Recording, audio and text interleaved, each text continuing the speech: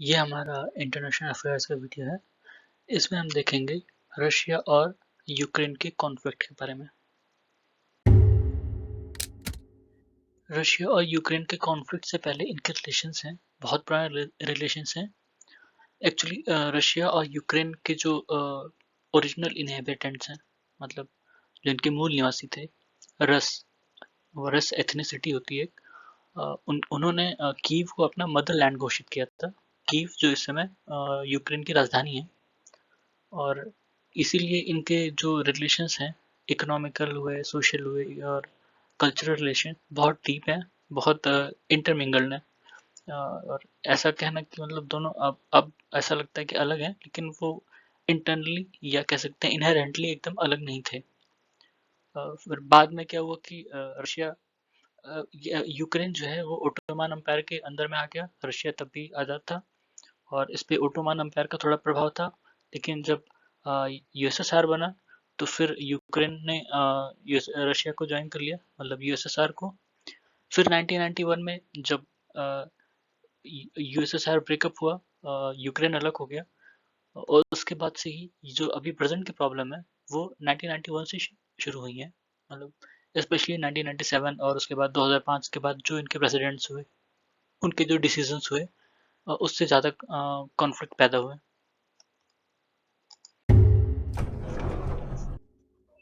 जब यूएसएसआर का विघटन हुआ 1991 में, उसके बाद कुछ इश्यूज थे जिसको लेके बहुत कॉन्फ्लिक्ट था यूक्रेन और रशिया के बीच में। उसमें से सबसे पहले जैसे न्यूक्लियर डिसआर्मामेंट। यूएसएसआर एक न्यूक्लियर पावर था, और इनके जो ज़्यादा न्यूक्लियर प्लांट थे वो यूक्रेन में थे। आपने सुना होगा चार्नोबिल डिजास्टर के बारे में, 1986, वो भी यूक्रेन में था। और उसके बाद जब यूक्रेन अलग हुआ यूएसएसआर डिसइंटीग्रेशन के बाद, तो वो उसने डिसआर्मामेंट की पॉलिसी अपनाई, और उसने कहा कि हम जितने हमारे पास न्यूक्लियर वेपन्स है या तो उसको डिस्ट्रॉय कर देंगे या रशिया को दे देंगे। और उसके बाद इनका एग्रीमेंट हुआ, और काफ़ी जो इनके न्यूक्लियर वेपन्स थे यूक्रेन के पास, वो रशिया को दे दिए गए, और जो थोड़े बहुत बचे थे वो डिस्ट्रॉय कर दिए गए। उसके बाद ब्लैक सी फ्लीट और सेवस्टोपोल, ये सेवस्टोपोल जो है ये जो क्रीमिया पड़ता है, क्रीमिया एक तरह से वो पेनिनसुलर पड़ता है नीचे ब्लैक सी में, वो वहीं पे है। और ये बहुत इम्पोर्टेंट पोर्ट था एक तरह से, नेवल पोर्ट ब्लैक सी के लिए, इनके डिफेंस और जो भी इनके डिफेंस और जो कार्गो जाते थे वहां से। और ये बाद में आगे चल के इनको कनेक्ट करता है मेडिटेरियन सी से। मेडिटेरियन सी से इनको कनेक्ट होना इसलिए ज़रूरी था क्योंकि एक तो जो मिडिल ईस्ट है उससे जुड़ना, और फिर वहां से इंडिया आना, ठीक है। क्योंकि उधर से ऊपर से घूम के आर्कटिक जो है वो विंटर टाइम में क्या कहते हैं वो जम जाता है, तो नेविगेशन उधर से आसान नहीं है। और उस समय इनके पास इतने रिसोर्सेज भी नहीं थे कि बर्फ को काट के और वो सब फिर रास्ता बनाया जाए। तो ये ब्लैक सी वाला रूट इनके लिए बहुत उपयोगी था, बहुत ज़रूरी था। इसलिए इसको लेके काफ़ी इन लोगों में विवाद हुआ। लेकिन फिर बाद में ट्रीटी ऑफ फ्रेंडशिप और इन लोगों ने 1997 में साइन की। उसके तहत इन लोगों ने डिसाइड किया कि कैसे हमें बंटवारा करना है इसका। उसके बाद इकोनॉमिक पॉलिसीज जो थी, दोनों एक दूसरे पर बहुत डिपेंड है, यूक्रेन और रशिया भी। यूक्रेन जो है, यूक्रेन की इकोनॉमी का मतलब इस समय रशिया फोर्थ लार्जेस्ट इन्वेस्टर है, ठीक है, आफ्टर नीदरलैंड, जर्मनी और यूएस के बाद, ठीक है।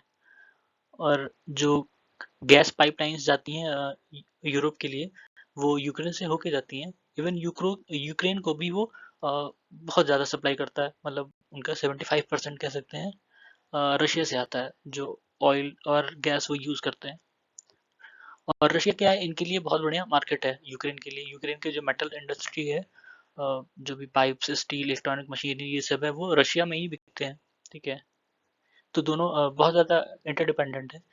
ये सारे इश्यूज थे जब डिसइंटीग्रेशन हुआ यूएसएसआर का, तो ये सॉल्व करना इनके लिए ज़रूरी था। पहले देखते हैं 2014 के पहले क्या हुआ था। 2014, क्योंकि क्रीमिया की पार्लियामेंट ने एक रेजोल्यूशन पास किया था कि वो रशिया के साथ जाना चाहती है, मतलब उनको यूक्रेन से आज़ादी चाहिए थी। और उसके बाद रशिया ने क्या कहते हैं सैनिक भेज के उसको ऑक्यूपाई कर लिया, या यूं कह सकते हैं अपने में मिला लिया। दोनों ही वर्जन है उसके। 2014 के पहले इनके एक प्रेसिडेंट थे, विक्टर युशचेंको, यूक्रेन के प्रेसिडेंट। ये 2005 से 2010 तक थे। उन्होंने क्या उन्होंने ही सबसे पहले ये वो कहा था, ये प्रपोज किया था कि यूक्रेन को यूरोपियन यूनियन और नाटो के साथ जाना चाहिए।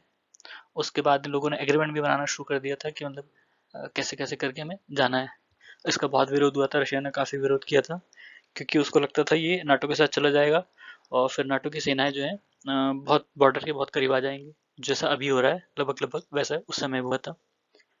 फिर इनका रशिया और जॉर्जिया का वॉर चला था 2008 में, तो उसमें भी इन लोगों को रशियंस को शक था कि जो यूक्रेन है उसने जॉर्जिया की मदद की है, हालांकि जॉर्जिया इस बात से इनकार करता रहा। उसके बाद रशियन लैंग्वेज कंट्रोवर्सी 2009 में।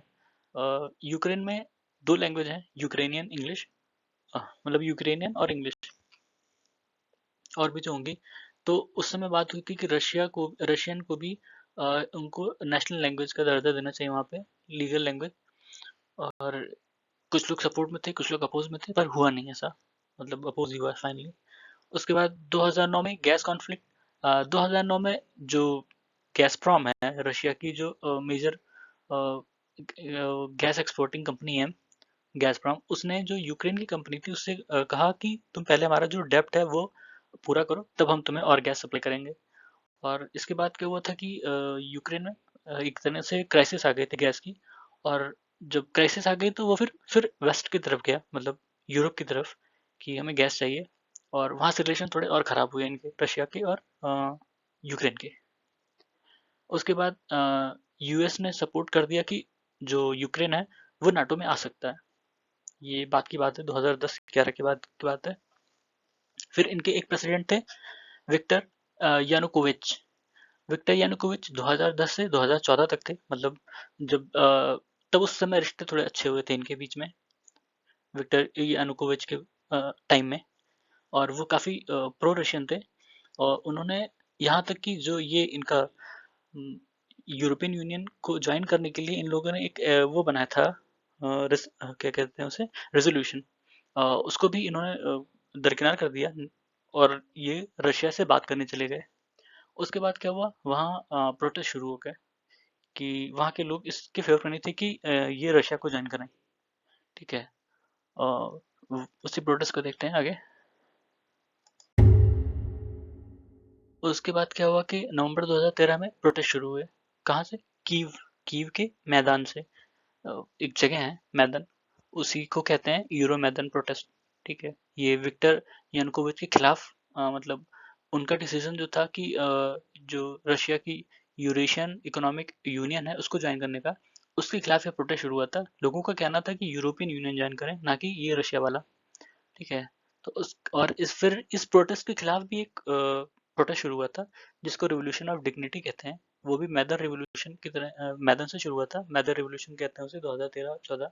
ठीक है, बाद में इन लोगों में काफ़ी मतलब ये प्रोटेस्ट काफ़ी वायलेंट हो गया था, इसमें गोलियां तक चली थी और लोग मरे थे। और इसी प्रोटेस्ट के बाद क्या कहते हैं जो ये इनके प्रेसिडेंट थे विक्टर यानुकोविच, इनको जो है इनको इम्पीच कर दिया गया। ठीक है, और इनकी सरकार को हटा दिया गया था। और उसके बाद जब उनकी सरकार को हरा दिया गया तो कुछ जो इनके एरियाज थे, मतलब रशिया से सटे ये दोनबास और क्रीमिया, यहाँ पे बहुत जोरदार प्रोटेस्ट हुए। ठीक है, दोनबास में जो दो जगह हैं, लुहांस्क और डोनेस्क। ठीक है, यहाँ पे अलग अलग छोटी छोटी सरकारें बन गई, जिन्होंने कहा कि ये हम प्रो रशिया हैं और हम यूक्रेन से अलग हैं। क्रीमिया की जो पार्लियामेंट थी उसने रेजोल्यूशन तक पास कर दिया कि हम यूक्रेन से हट रहे हैं और हम रशिया को ज्वाइन कर रहे हैं। ठीक है,